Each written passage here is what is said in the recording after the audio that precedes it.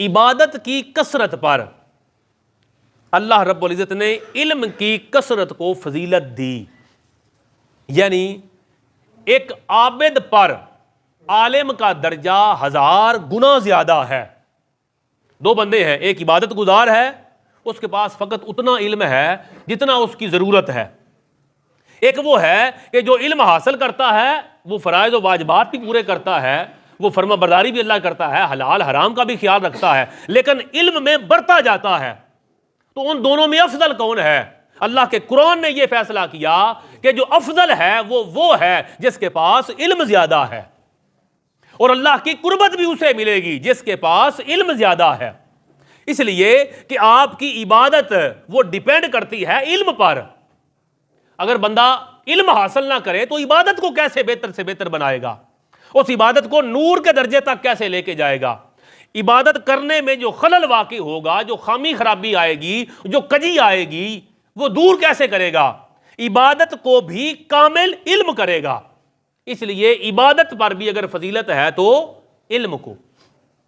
اس لیے ہم اگر چاہتے ہیں اللہ تبارک و تعالی ہمیں عزت کا تاج پہنائے، اس کا طریقہ حصول علم۔ اس کے لیے ضروری نہیں کہ آپ درس میں داخل ہو جائیں، بلکہ اس کے لیے یہ ضروری ہے کہ جو علم حاصل کرنے کے ٹولز ہیں بے شمار ہیں، آج کے دور میں بے شمار۔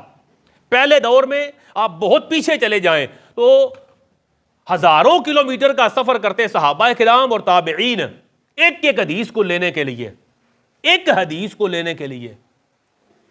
روایات میں آتا ہے کہ صحابی ایک ملک سے دوسرے ملک گئے اور ابھی سواری پر بیٹھے ہیں، آگے سے دوسرے صحابی آئے تو ان سے کہتے ہیں آپ آئے تشریف لائیں، نیچے اترے، خدمت کا موقع دیں، بڑی خوشی ہوئی آپ تشریف لائے۔ وہ کہتے ہیں بالکل ٹھیک ہے، لیکن میں آیا ایک کام سے ہوں، دوسرے ملک سے۔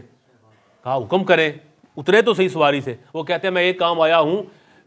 ایک حدیث پاک ہے جو حضور صلی اللہ تعالی علیہ وآلہ وسلم سے میں نے سنی تھی، اور اس وقت میرے اور آپ کے علاوہ حضور پاک کے بارگاہ میں اور کوئی بیٹھا ہوا نہیں تھا، تو میں یہ تصدیق کرنے کے لیے آیا ہوں کہ کیا وہ اسی طرح تھا جس طرح مجھے آج یاد ہے؟ کہتے ہیں ہاں وہ کون سا تھا؟ اس نے کہا یہ فرمان میں نے سرکار سے سنا تھا، اس وقت آپ اور میں تھے۔ وہ کہتے ہیں ہاں بالکل یہ اسی طرح حضور صلی اللہ تعالی وسلم فرمایا۔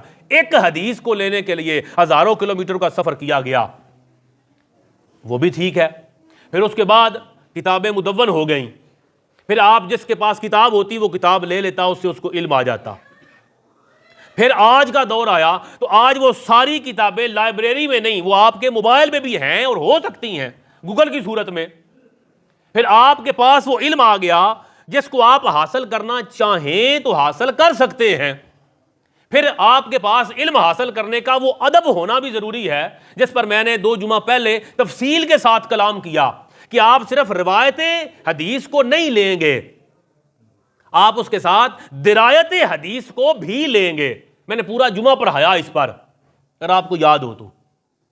روایت حدیث، بندہ ایک حدیث کے متن کو لے لے، بخاری شریف میں آ گیا، مسلم شریف میں آ گیا، حق ہے، یعنی اس کی سند ٹھیک ہے، وہ روایت سچی ہے، بات ٹھیک ہے، مگر اس کا معنی مفہوم سمجھنے کے لیے اسی معنی کی دیگر روایات کو پیش نظر رکھ کر پھر حکم کو صادر کیا جائے، پھر اس کا کوئی معنی متعین اور مقرر کیا جائے، اسے کہتے ہیں درایت حدیث۔